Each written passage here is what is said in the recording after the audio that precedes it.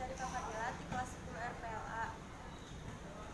Di dia abdi bade ngawawancara teteh salaku narasumber tina eskul FDI. Atur nuhun teh langsung wae dikawitan wawancarana. Patarosan anu kahiji. Naon sih eskul FDI teh? Eskul FDI atau Forum Bidang Islam teh nyaeta eskul keagamaan Islam hiji-hijina anu aya di SMK Negeri 1 Cimahi. Nah, eskul ieu teh ngajarkeun urang tentang agama Islam. Terus ngabangun jati diri muslim di STM. Pembina sareng kuku tina eskul FDI. Lamun pembina FDI nyaeta Bapak Lukman.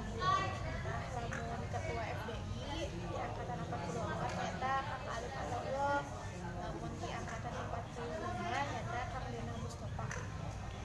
Teh iraha diadepna eskul FDI.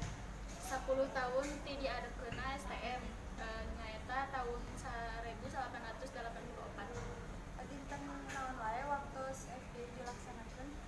Mung kagiatan rutin nyaeta iClass diadakeunna dinten Rebo, lamun kagiatan-kagiatan anu lainna dinten Jumaah atau teu Sabtu.